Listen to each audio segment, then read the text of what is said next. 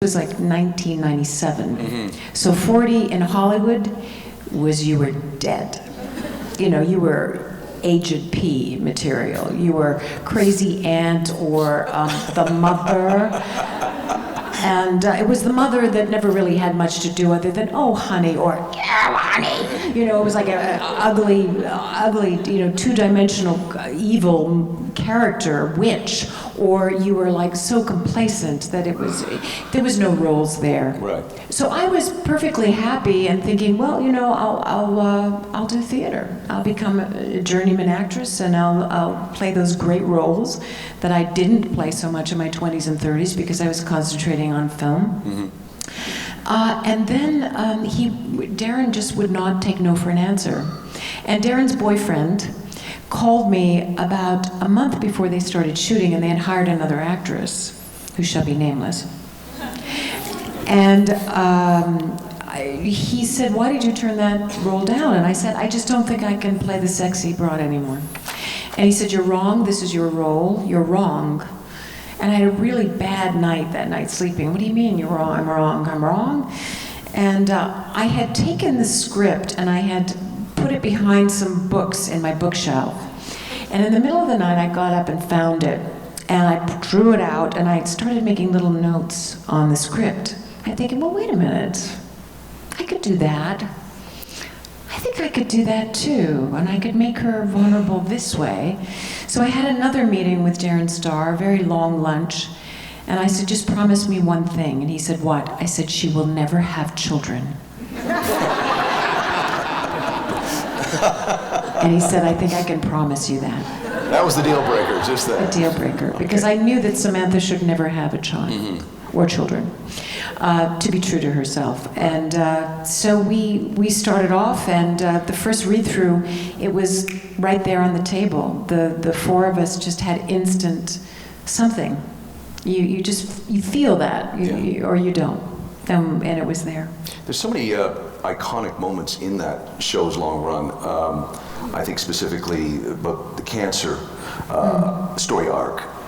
You must have gotten tremendous feedback from women, viewers, because that was such a stunning moment on stage where you just, F it. Screw this. Yeah. Can you talk a little bit about the feedback you got from people? You know, this is such an amazing job.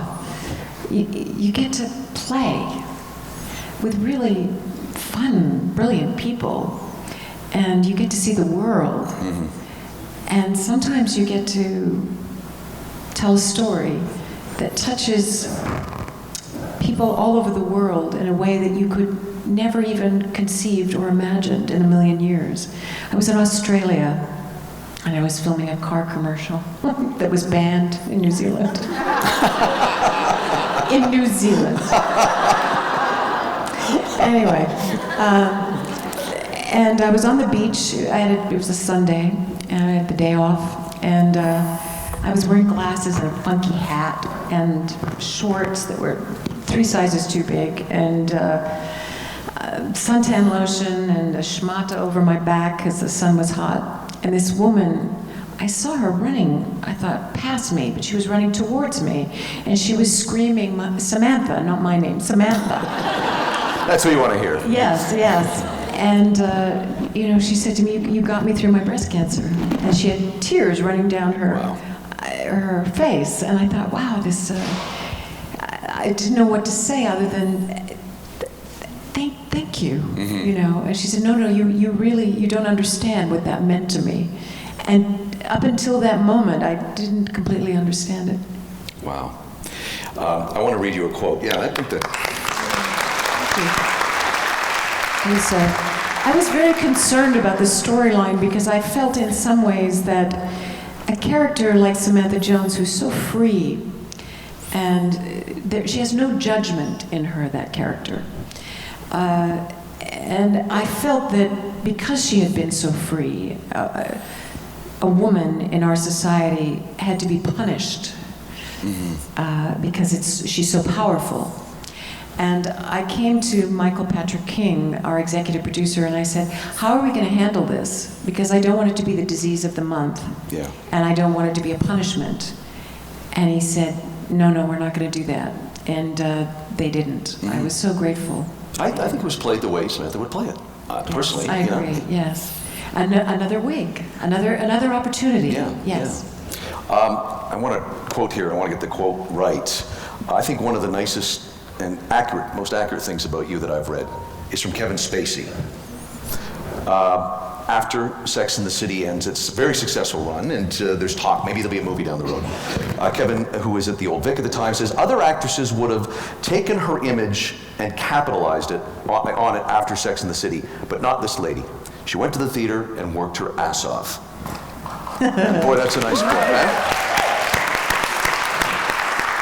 And I was talking to you backstage. Sorry, I'm really ignoring the rest of the group here. I realize this whole area over there. Sorry, everybody.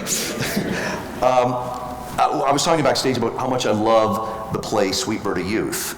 And I don't think, for people out there that know the play, I don't think you can get further away from Samantha than the character lead, Alexandra? Alexandra Delago. Yeah. Talk about going from that to the stage with that play, because that's a